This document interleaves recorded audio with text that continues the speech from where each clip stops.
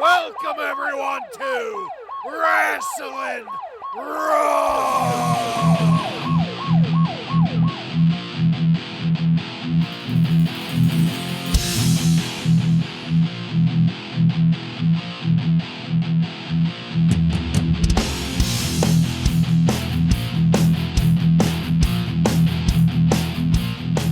All right, you're listening to Wrasslin Raw, the podcast that takes you back to when the new generation took over the WWF. Thank you for joining us. You're here with Ryan Arico. Thank you, Bartlett, and if you're not careful, I'm gonna jam my hammer toe down your gullet. God. Joe Gimateo. If it's too loud, you're too old. I thought of you when he said that.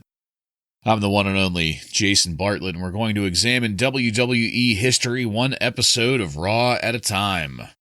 In this episode of Wrasslin Raw, we're going to be talking about the Raw that aired on June 26th, 1995. This Raw was recorded at the Danville High School in Danville, Pennsylvania, and features Vince McMahon and the Heartbreak Kid, Shawn Michaels, on commentary. Are you guys ready? I am ready. Yes, sir. All right, then, let's get into it. It was just last night.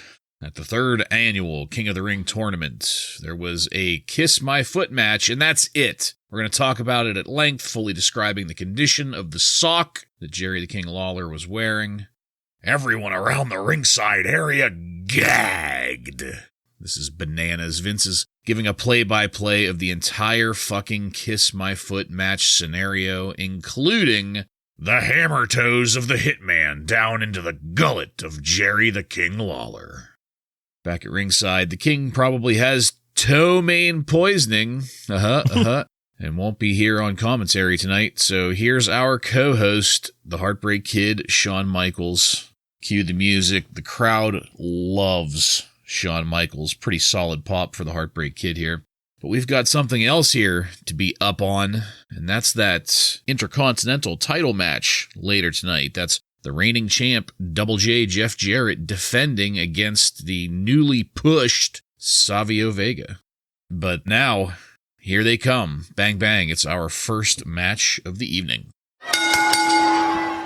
The Smoking Guns, Billy and Bart, defeats Jason Arndt and the Black Phantom by pinfall in 2 minutes and 15 seconds. My immediate first note on this one, the Phantom doesn't do a very good job of keeping up with Billy Gunn, and neither does Jason Arndt. As a matter of fact, this whole match was just filled with stutter steps and the Smoking Guns slowing themselves down to accommodate the jobber tag team that they're going up against. And I have to say, for this first match, I was not really liking Shawn Michaels on commentary. He was being really, really obnoxious at first. He got over it eventually and settled down, but this obnoxiousness here at the beginning was not the fun kind of obnoxious. It was the annoying kind of obnoxious. The biggest takeaway that I have from this Smoking Guns match is that it seems like everybody there really wanted to just get the match over with, and that includes myself. There's a pin count out of nowhere. 1, 2, 3. It's time to go home, boys. We'll just keep the show moving along here. Before we go to the next segment, Joe, what did you think of our opening match tonight? Well, I kind of agree with the hints that you threw out there with your recap. I didn't think it was very good. I mean, it was pretty sloppy for the most part. Vince mentioning that the Smoking Guns would like to face men on a mission. I'm thinking, like, why? Why does anybody care about that? Why wouldn't they want the title? Couple things that you mentioned too. You know, you talked about the crowd and the out of nowhere pin, and the crowd, I have noted, you could hear a pin drop during this match. I mean, they didn't give a shit about it. And the finish out of nowhere, it was like the camera work was so bad. You couldn't even see the finisher that the Smoking Guns applied to these two jobbers. It just missed it completely. So yeah, it just sloppy work in the ring and on the camera. Yeah, I couldn't agree more. For two jobbers, they were definitely on the lower end in this match.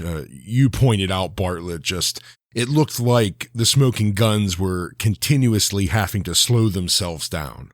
And that's what it looked like. They were constantly waiting for either Gangrel or Jason Arndt here to get into position or to try and land a move. And it just kind of came off with a extremely forgettable opening match. You know, Sean and Vince treated it as such. They talked about King of the Ring the whole time because just like the fans, us and them, people just wanted to get this started and get this match over with. Yeah, agreed. This was really such a throwaway match. Joe, you mentioned earlier about how you could hear a pin drop, and you're absolutely correct. This isn't the only match during this episode of Raw where you might be able to hear a pin drop in the background.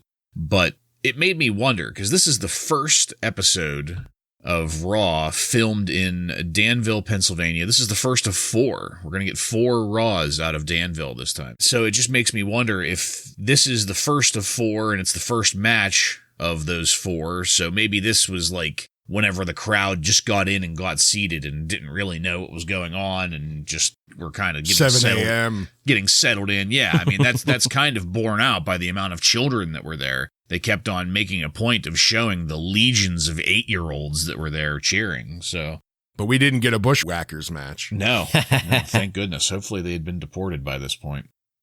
Danville's really in the middle of nowhere, too. That's quite the place to be for that long of a show. I mean, I know they do it all at once, but wow. Yeah. That's really in the middle of nowhere there.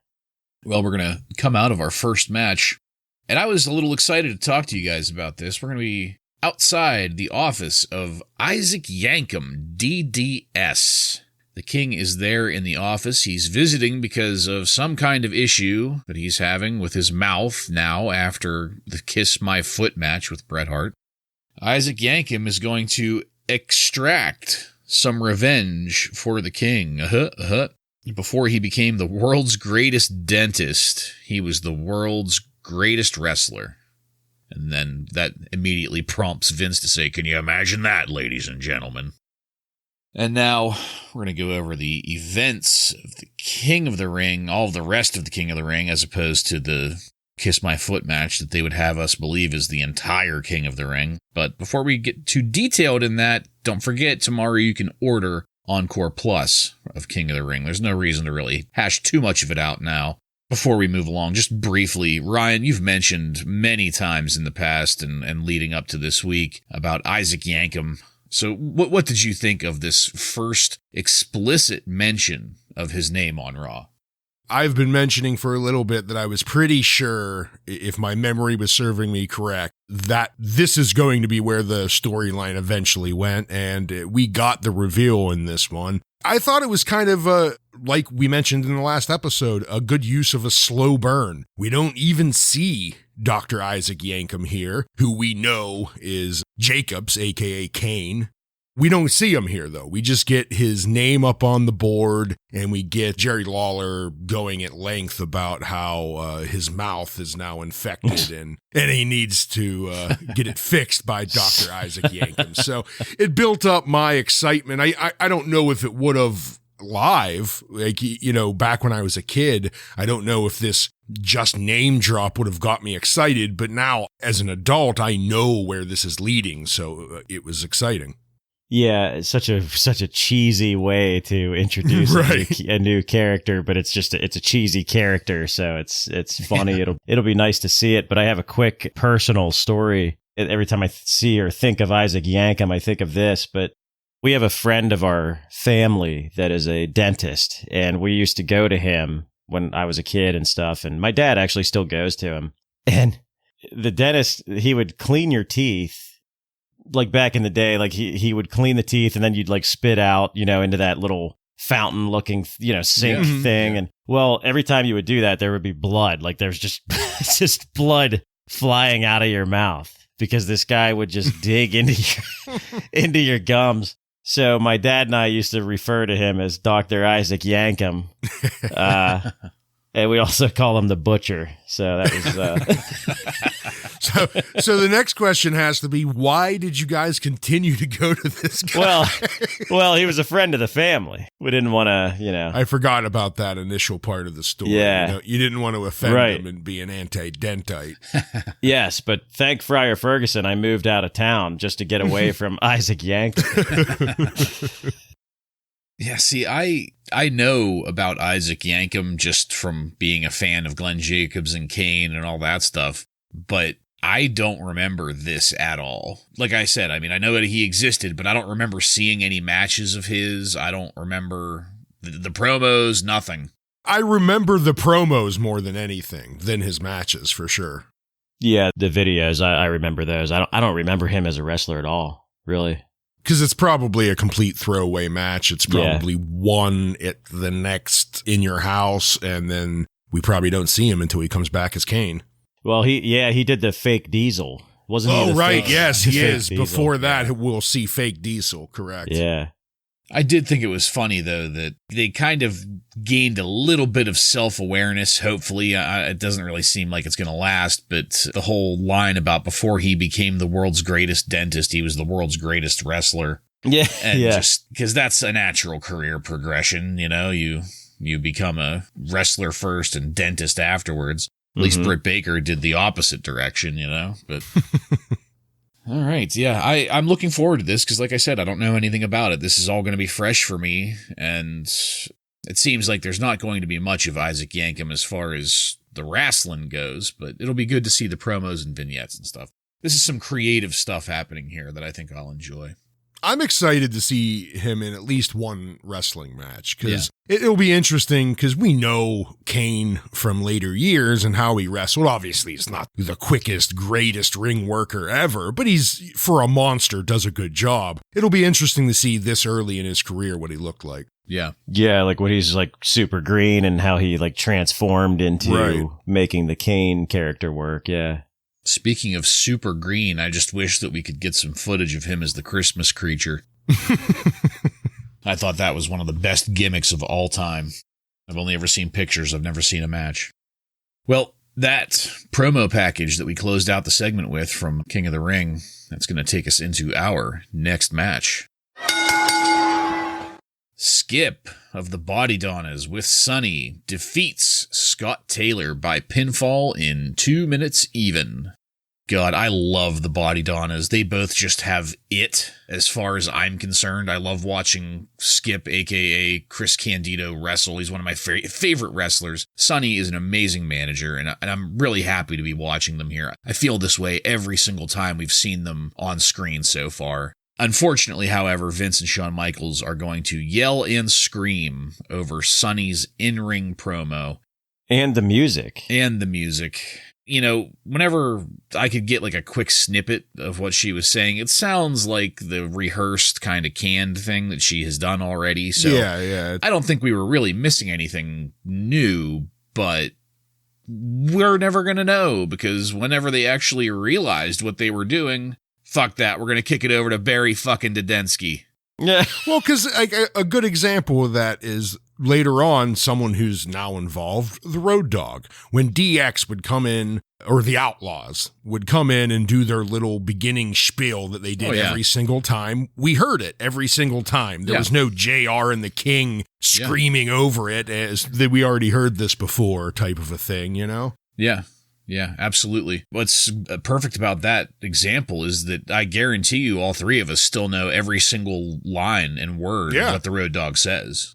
All right, so back in this match. Well, no, never mind. We can't go back to this match. We got to hang out with Barry fucking Dudensky for a second. Let me tell you, folks, it is a scene with Barry indeed. I thought I was looking back in the mirror to 7th grade. This kid standing there modeling the King of the Ring t-shirt that was for sale, that was fucking me in 7th grade. I don't know if you guys noticed that or not, but it just jumped across the screen and slapped me. It was like, holy shit. So you know Barry. Apparently. I mean, this was in Dansville, PA. Yeah. You could have been there and don't remember it. Yeah. I was drugged. By the look on my face during this segment, I was definitely drugged. Barry Dudensky was wearing a Hitman t-shirt and glasses and a hat, and I have to admit he was looking pretty fucking cool in this stuff. He looked like a retro time warrior or something like that. It was pretty awesome. Like a Techno 2000. Yeah. Yeah. Now that we're done with Barry and we can get started in the match here, the match was honestly just all right at first, and I was feeling a little let down because of how excited I was to see Skip, aka Chris Candido, here.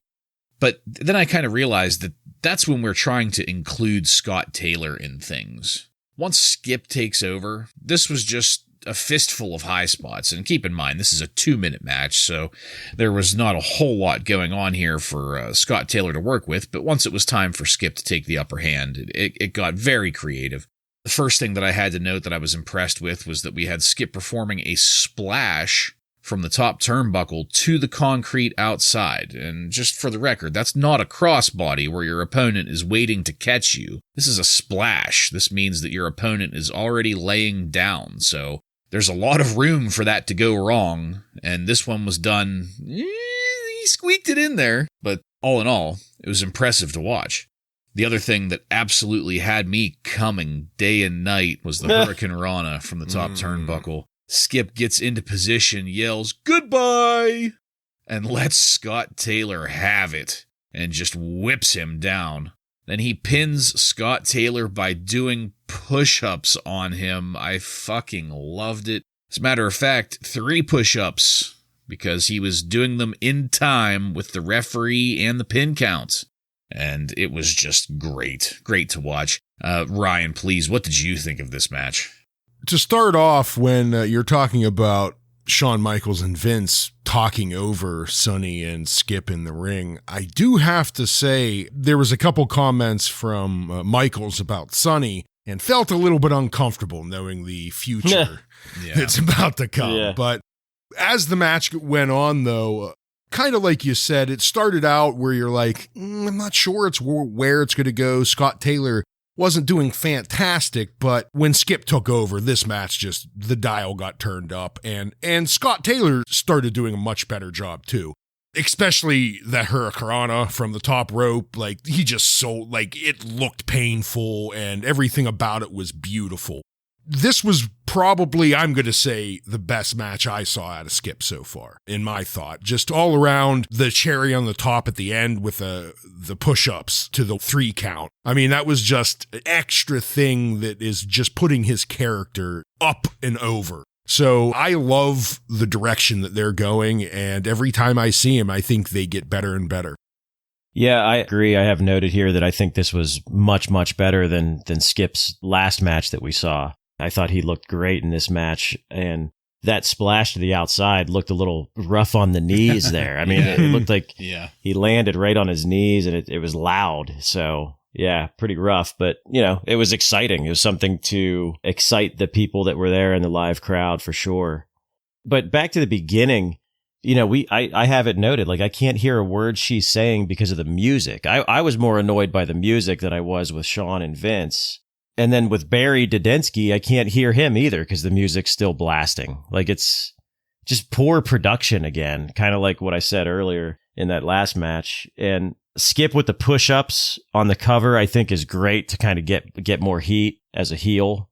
But the Body Donnas, for me, like they sort of have like that, Sonny kind of has that stone cold factor where it's like, okay, this girl's a bitch and she's calling everybody fat, but the crowd loves her. It's like she's a heel, but everybody loves her, so it's kind of, we all know why. Yeah, so it's kind of a tough, I don't know. I'm not buying the gimmick. Like I'm not totally all in on the gimmick. You know what I mean?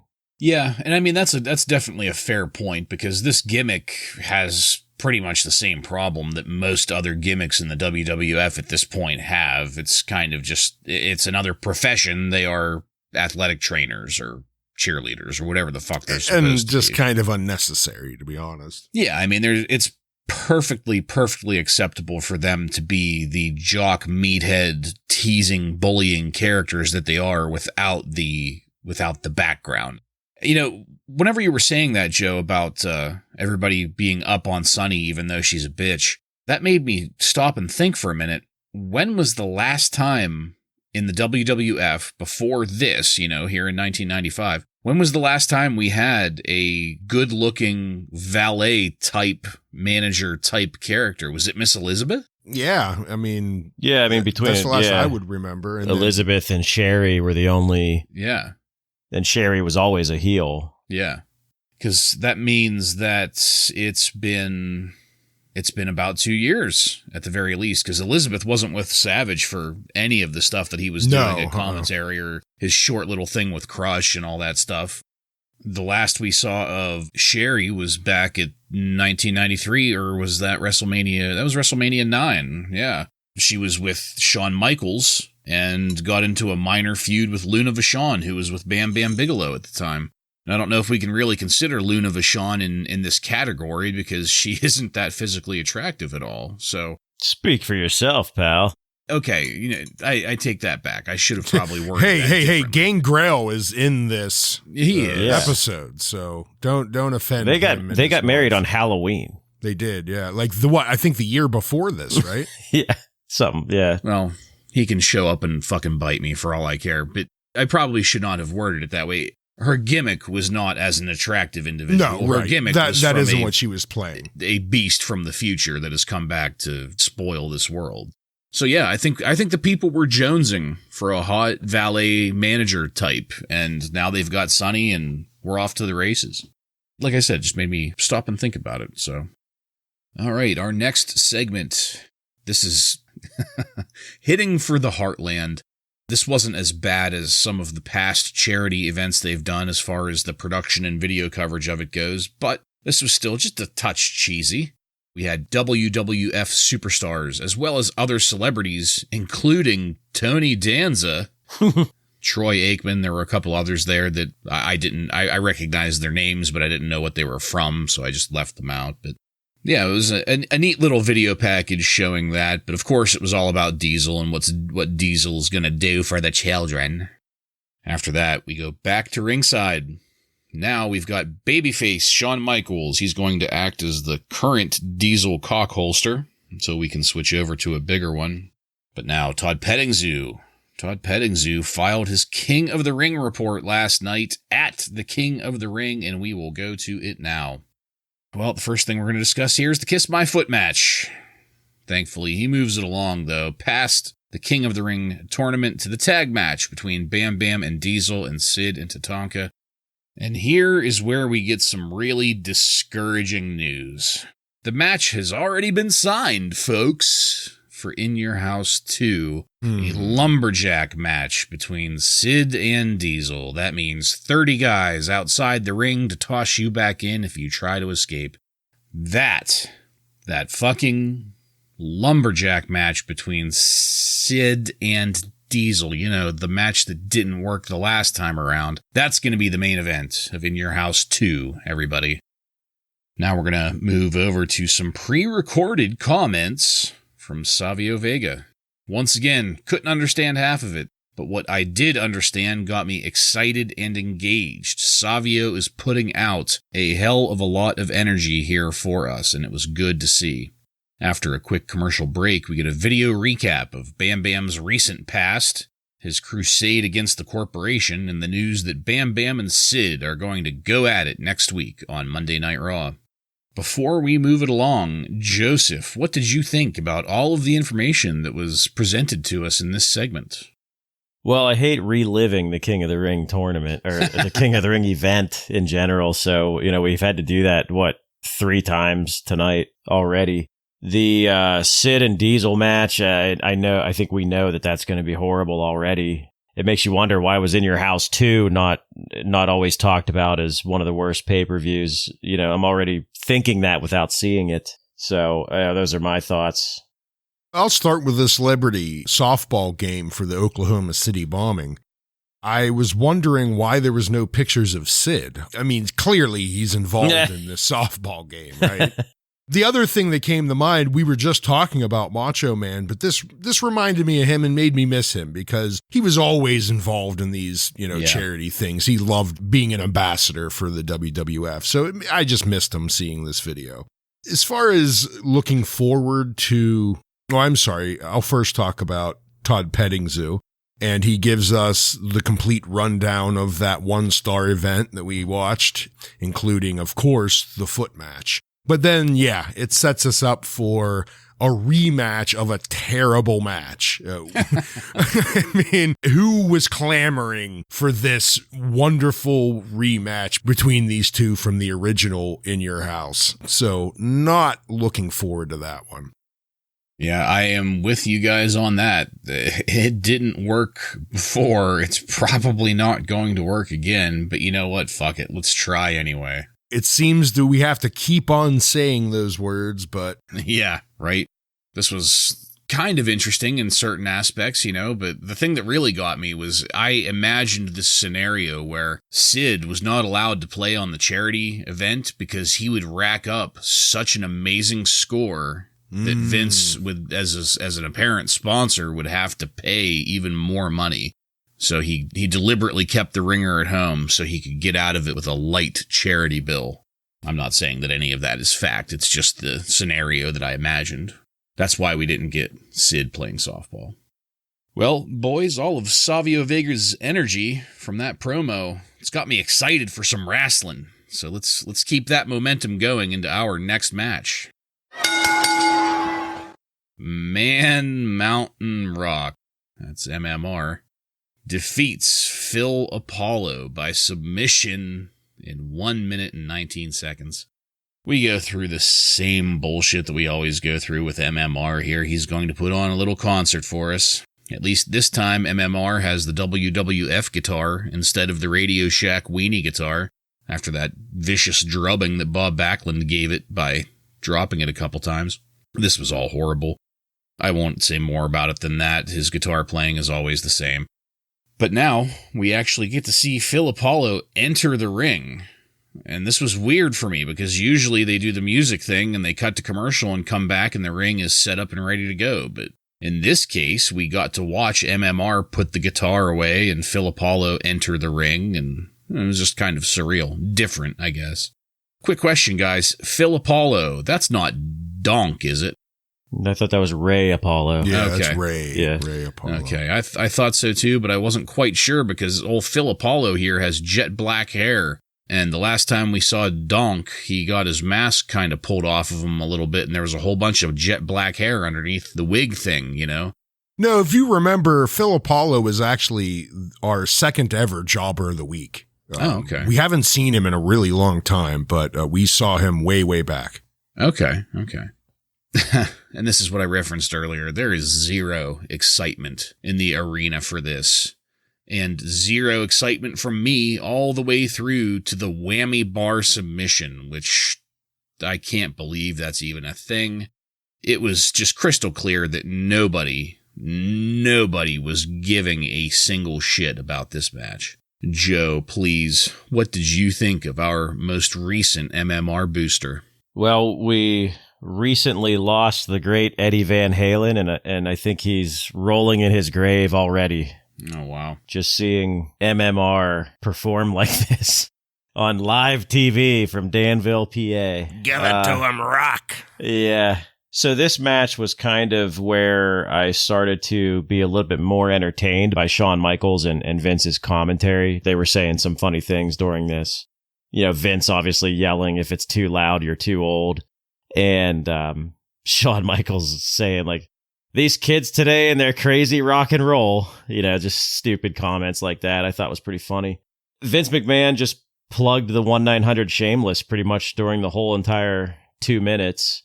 MMR's terrible. I mean, the whammy bar is terrible and he's not good. And we just continue to see him in these jobber matches, and there's just really not much to talk about every time. Yeah, I mean, this is going to be a pretty short one out of me because it's MMR and nothing changes. Every time he's in the ring, we see a jobber who looks better than him. I mean, it was the same deal here. You had Phil Apollo. He's selling better than the moves look that are being performed on him. Yeah. I don't understand why. Okay, I understand trying it. But at this point, it's not working, clearly, right? You should see that after the first week. So my thoughts on the match was, hey, Phil Apollo did his job selling, but sadly he had to submit to an imposter of a wrestler. An imposter. Impostore. Yeah. You guys pretty much get it right on the head with MMR here. Terrible and boring. And again, this is maybe an example of a bad slow burn, because there was significant amount of talk about Bob Backlund here. Yeah. And once again, we've got MMR finishing the match early with a submission hold. Backlund being known as a submission wrestler. I can't wait to see where this is going, really. Well, I mean, there's two types of slow burns. There's like a good slow burn, like the drag on a cigar. And then there's the bad slow burn, like being tortured or something with fire, Yeah. And also, sticking with the cigar, there's also the slow burn of 19 cigars down your throat over the course of a weekend. Which is why I sound a little bit rough for any of our listeners out there. Well, ladies and gentlemen, the aftermath of this just devastating MMR match cuts to commercial, and we come back immediately to our next match.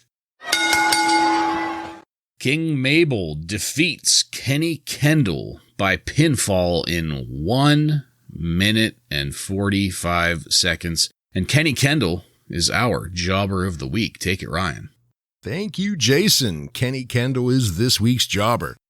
Despite being a fairly decent jobber and certainly having the wrestler body, he's tall, cut, he moves pretty well in the ring. However, Kenny only spent 5 years in the business, so this is going to be a relatively short Jobber of the Week segment. Not really sure about his birthday, but he was billed from Los Angeles, California, and I have a feeling this is more because of his long blonde hair and beach body, so I doubt that's even where he's actually from. But he has wrestled using the names Dr. Death and Kenny Kendall. Kenny Kendall began his career on April 29th, 1991 at WCW, being pinned in just over 1 minute by the One Man Gang. In 91 and 92, Kendall jobbed for the WCW under the name Kenny Kendall, while also wrestling at the Memphis, Tennessee independent promotion, United States Wrestling Association, as Dr. Death. Starting in 93, Kendall stopped working at the USWA and began working for the WCW full-time. Although his match count at the WCW would pick up significantly, his victories would not. Kenny stayed with the WCW until mid-95, when he left and had a short stay at the WWF. His first match was less than a month ago in a loss to Savio Vega on June 5th episode of Raw, back when we were stuck in Struthers for what seemed like a couple months. As I mentioned earlier, Kendall would not stay with the WWF long at all, with his last match being just 2 days from this Raw on the June 28th episode of WWF Wrestling Challenge, losing to Jean-Pierre Lafette. After leaving the WWF in early 96, he had 3 matches at the Puerto Rican-based promotion World Wrestling Council, winning all 3 of them. This would, however, be the end of Kenny Kendall's wrestling career. His last match was on January 7th, 1996, defeating El Exotico. Kenny Kendall's record, 11 wins, 60 losses, and 4 draws. Wow. Thank you for that, Ryan. That is enlightening as always.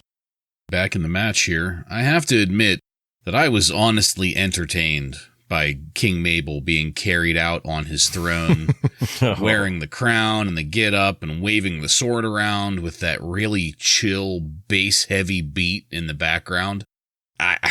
The image and the spectacle of it entertained me, what can I say? But things got really weird really fast when Mabel started yelling, "You're gonna kneel to the king, boy!" in the ring, very, very audibly over the crowd noise, which there really wasn't much of any.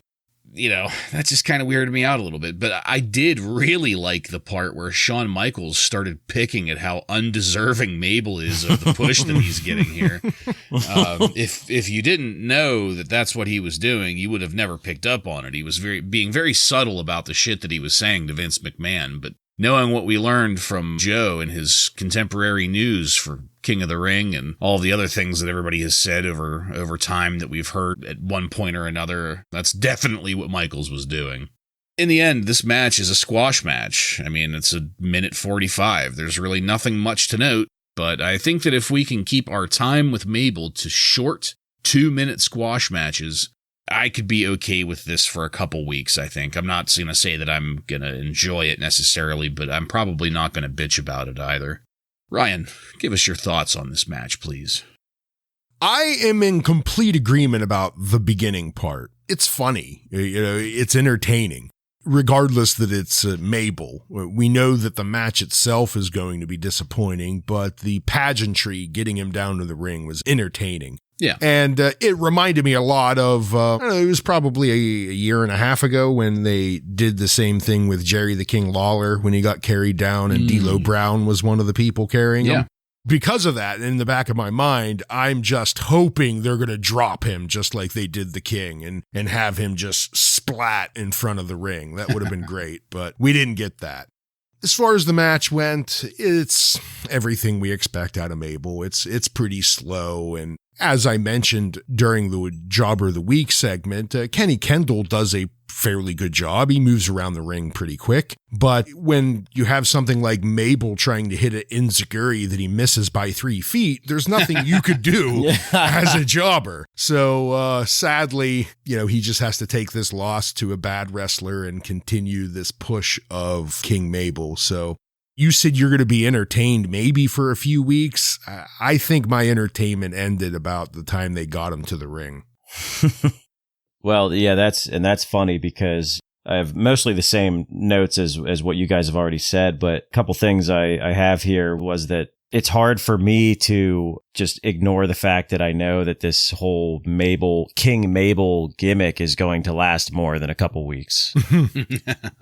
When you're looking through the network and you have to scroll through the whole year to get to your episode, it's like, oh boy, I'm seeing that crown on Mabel in December. It's like, oh shit. Kenny Kendall went by a name, Dr. Death. I think we're going to start calling Joe that. He's always the bringer of death on stuff. No, we've got 3 more months of this storyline, boys. Fucking Kevorkian over here. Yeah, I mean, I just can't help it. I see that crown on Mabel in December on the network, and I'm just like, oh no. Mabel yelling "Hail to the King" and whatever else he was yelling is just, it's kind of weird. And my last thing here is my favorite comment out of Shawn Michaels was, "There's the biggest piece of baggage you'll ever see, Mac Daddy Mo." Yep. That was great.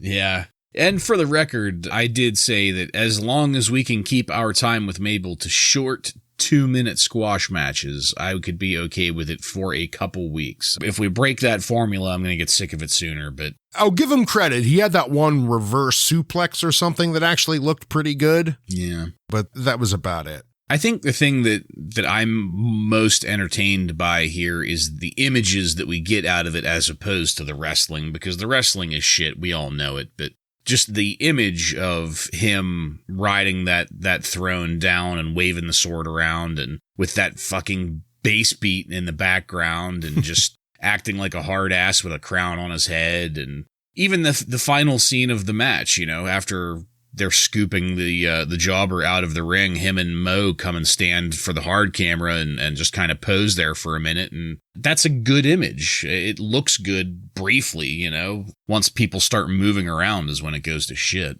I never would have expected we would have learned this episode that Bartlett loves Mabel. I know, right? I can tell you now, though, it's not going to last. All 2-minute or less matches with Mabel, Bartlett, 5 stars. Yep, I might go for 6 if he leaves the crown on. Well, we're going to move it along now to a promo from Waylon Mercy.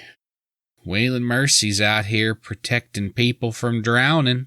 We don't spend nearly enough time with Waylon, though, because we have to go talk about how Sid probably won't be a Hall of Famer, but Diesel definitely will. Thought that was hilarious. Vince just comes right out and says, yeah, he's probably not going to be a Hall of Famer.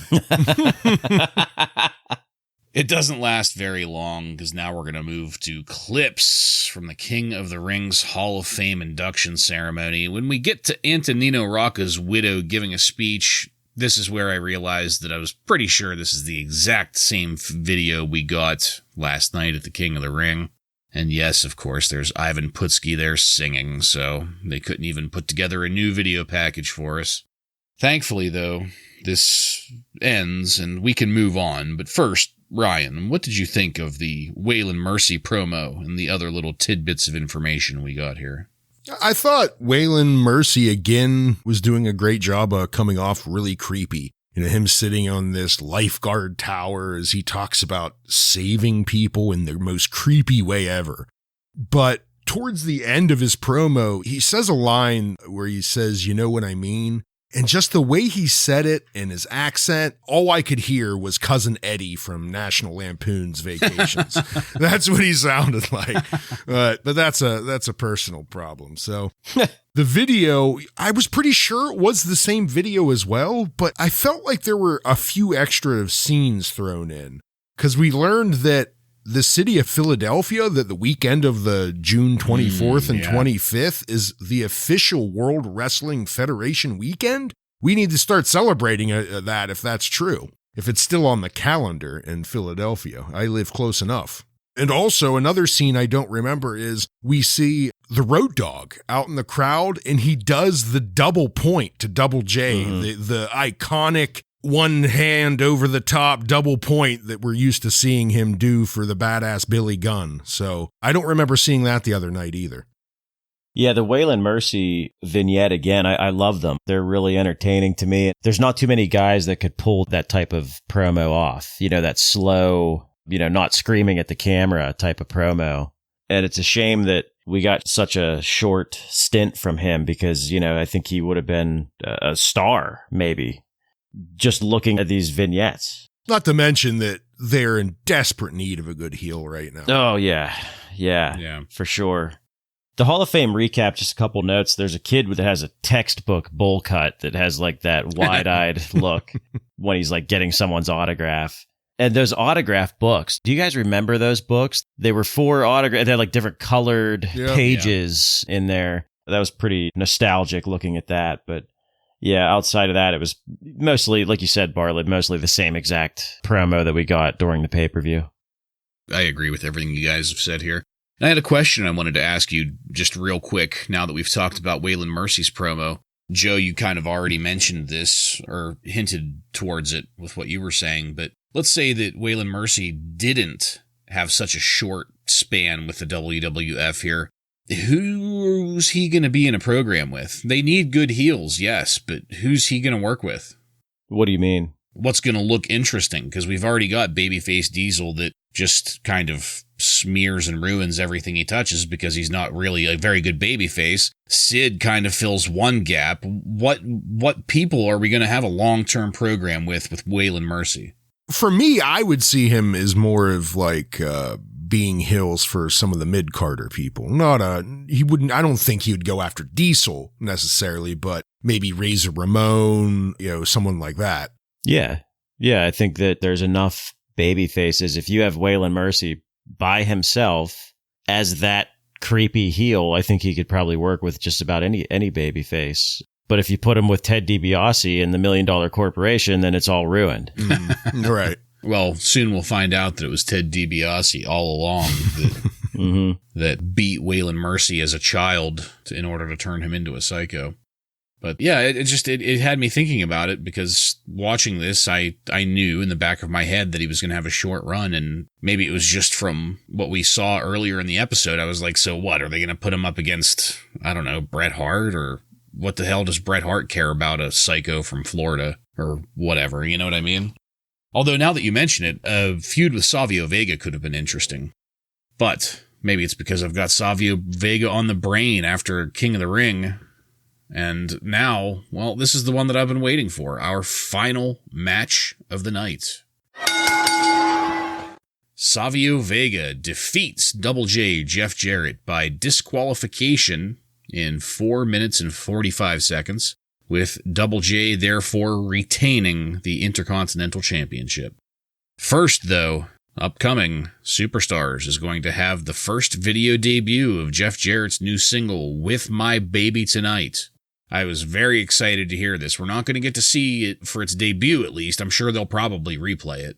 But the debut will be on Superstars, and this is kicking off. Well, we've already kind of kicked it off, but this is going to really accelerate the Double J Rhodey storyline that I remember so fondly from my youth. So I was pretty excited to see the With My Baby Tonight debut coming up.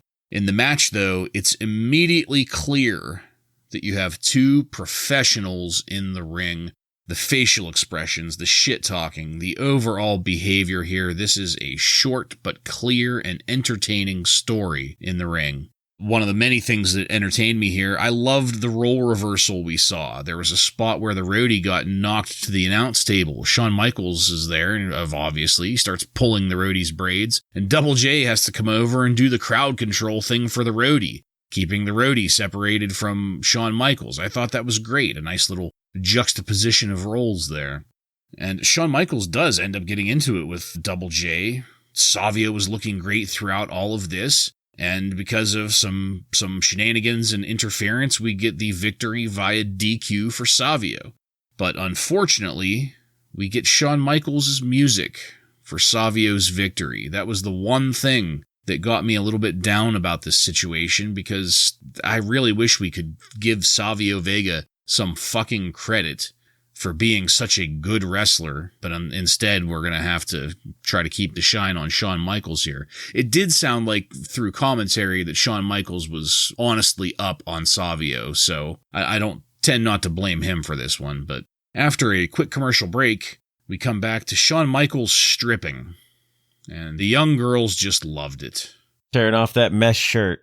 Next week, we're going to have the in-ring debut of Waylon Mercy. Pretty excited about that. But wait, Double J has come back to cut a promo. And that must be on next week's recording of the Danville show, because just as Double J starts yelling into his microphone, we fade to black. Joseph, please give us your thoughts on this match and the way that Raw ended. Well, the With My Baby Tonight video, it's a shame we're not going to see that. I feel like that's kind of a missed opportunity for them to show that on Superstars rather than Raw, but I'm sure we'll get to see highlights or clips or something at some point. I have noted that for the match itself, I feel like, the attention was turned to Shawn Michaels near the end, but Savio Vega for me is a pretty exciting performer. Like he's a good performer. He's a good wrestler too, but I just think overall as a performer, the crowds are definitely getting behind him. So I like this little mini push that he's getting. Shawn Michaels getting involved was nice because I like where they're going with it. We're probably going to see a Shawn Michaels, Jeff Jarrett little program here coming up. So I like the setup. I like how they did that. I like how they're setting it up with him getting involved in this match and pulling on the roadie's hair and everything. And him coming out with that black mesh shirt and then doing this table dance for Vince McMahon. It's like, well, it's no wonder he posed for Playgirl, like a year later after this? Yeah. It all comes together. I was looking forward to this match, and it completely delivered, in my opinion. I had a ton of fun watching from, beginning to end. All the antics with, like you said, started on the outside with Shawn Michaels grabbing the Road Dogg's head and getting Double J involved. It was just all great ring work and storytelling and just what you want to see out of wrestlers. And I was absolutely shocked. We have Savio Vega here, who does a great job. Just last night, he had 4 matches. And then he comes out and puts on another long match for us 24 hours later. It's pretty amazing the amount of conditioning that he would have to be in to be able to pull this off. So I have to give him credit for that. As far as where it's going to go, it ended with the disqualification. So I'm hoping, I know, Joe, you said that it's going to be furthering with Shawn Michaels, but I hope we at least get another match with Savio Vega as another shot at the belt, since he technically won but didn't get the belt here. So it would be nice to see if he got that. They mentioned that Vega's ribs might be injured from King Mabel. Yeah. And then Shawn Michaels says that he starts talking about Razor Ramon's injuries too and says it must be a Latin thing going around. The last thing I had to point out is I'm not exactly sure when it happened, but at some point we moved away from the anchor match being the first one. And it seems to be consistent now that the final match is the big match of the night. And it just works better, you know. And not the Bushwhackers. Right, not the Bushwhackers. It just works better. Yeah, after that, we still do a little bit of antics with Shawn Michaels stripping. And I don't know if you guys noticed the time on this episode, but when you count in a few different things, the Shawn Michaels strip tease, them not going to commercial during the Man Mountain Rock thing, it ended about 3 minutes shorter than typical. I think it ran short. They were filling time in spots and still ended up 3 minutes short. So I thought that was interesting. It was probably the Smoking Guns match. Vince whispered in the referee's ear, "Get this shit out of my ring." Yeah, tell him to go home. Yeah. Yeah, so I loved this match. It delivered on what I expected it to be. I thought that this was a really powerful way to end it. Like you were saying, Ryan, so at some point that switched. So we have this as our final match. And it also kind of made me think that this is one of the better times we've ended Raw. There wasn't the whole, we can't end it on a good note things going on here. They pretty much ended it on a high note here, and I was pretty impressed with that. The thing that annoys me the most about this, though, and I mentioned it a little bit in my breakdown there, is that this was a way of putting over Shawn Michaels and Double J and kind of getting us used to that idea, which in and of itself I don't have a problem with, because I think we can have some really great matches between Shawn Michaels and Double J Jeff Jarrett. It just bothers me that somebody that is as good as Savio Vega, the push that he's getting is more like a push for other people. We had the same thing with Bam Bam. I love Bam Bam, and he's getting a push, but his push isn't to raise Bam Bam. The push is really to raise Diesel, like we've been trying to do. And with Savio Vega here, he gets his push over the King of the Ring, and really it's just a way of raising King Mabel through that bullshit. And in this match, you get Savio Vega getting an Intercontinental title shot, which he deserves. As far as I'm concerned, he's better than 90% of the wrestlers there. He's better than 90% of the wrestlers we see on any given week. So I feel that he deserves that shot. But really, this match was just a way for Savio Vega's push to service a Shawn Michaels Double J Jeff Jarrett feud. So I guess that's kind of what we can't have a push of a superstar just for that superstar's sake. It has to further some other asshole that we kind of don't care about. That's, I do care about Shawn Michaels and Double J, but, I wish we could just have a normal push for somebody that actually deserves it for once. And that's it. That's the end of the episode. We're going to take it over now to highlights and lowlights.